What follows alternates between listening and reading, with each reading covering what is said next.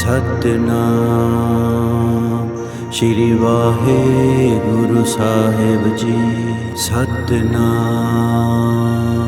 Shri Waheguru Sahib ji. The Gurdwara is central to the Sikh way of life. It's a place where like-minded people gather together to sing praises of the Lord, to seek spiritual guidance, and to interact with each other. It's a social place. It's a place where the community gathers whenever they face any hardship of any kind. In any Gurdwara, the morning starts around 4 a.m. It's called Amrit Vela, ambrosial hour. And that's when the Guru Granth Sahib is ceremonially brought into the sanctum sanctorum. And after that, it is opened up. And when the first page is read, that's considered the Hukamnama for the day. It's the divine direction for the day. I'll never forget the first time I saw the Roopinder Sahib. It was at 4 a.m.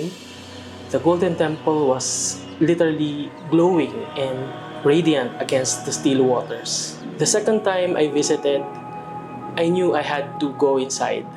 Photography isn't allowed, but that made it even more meaningful to me. I wanted to see it with my own eyes and, of course, experience it myself. I queued for 4 hours, and that's the longest line I've been in. But every second was worth it. I also made it a point to visit the Hazur Sahib in Nanded.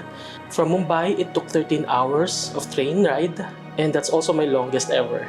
But the moment I arrived, I felt an overwhelming sense of relief. The calmness and the solemnity of the temple embraced me. I still struggle to find the perfect words for what I felt, but the temples made me feel something rare and beautiful, like I truly belonged.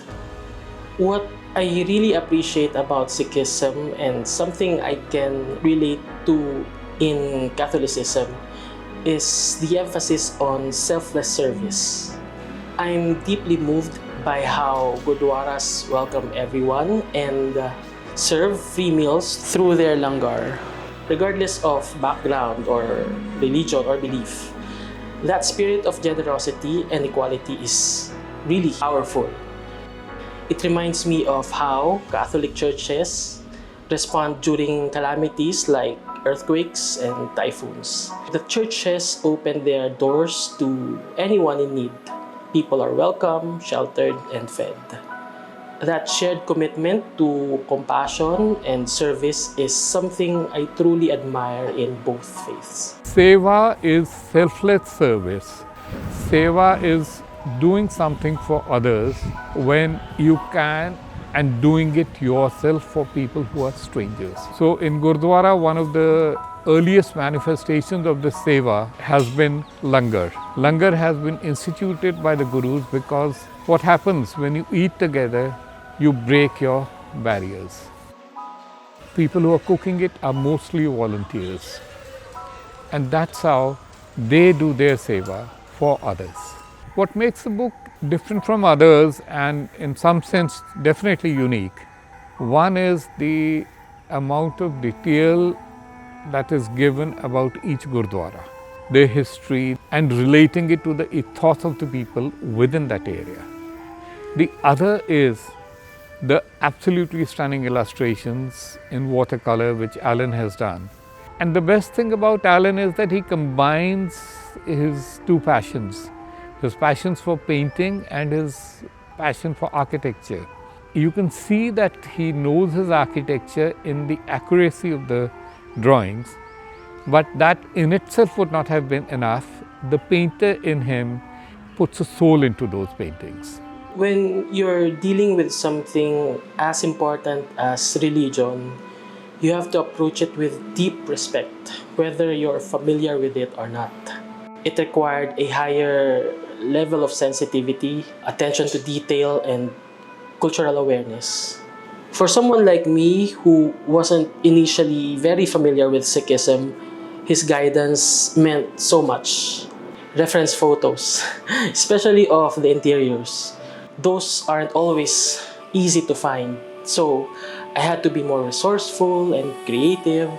I watched some live streams, browsed through different social media platforms, and even sent direct messages to people I didn't know, asking if they had photos that I could use as reference. When I started doing the illustrations, I felt that a little more faith could be poured into them if I used water from the Amrit Sarovar.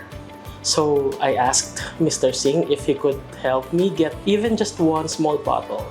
It wasn't easy, from figuring out who could collect it for us to arranging the shipping. It was actually a challenge every step of the way. But we were truly blessed. We were able to receive it, and I used it for my watercolor paintings. Knowing it came from such a holy place made every brushstroke feel even more meaningful.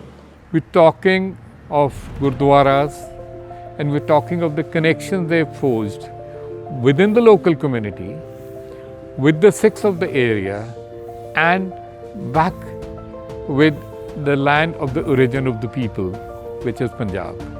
We have practically all the continents of the world in it, and we find a representation. And when we talk about those Gurdwaras, we also talk about the people who went there, how they went there. A bit of that comes in. It gives the context. And what happens is, once you have a context, you are finding commonalities. And that's the whole idea of the book. It seeks to connect everybody to each other, within the community and outside.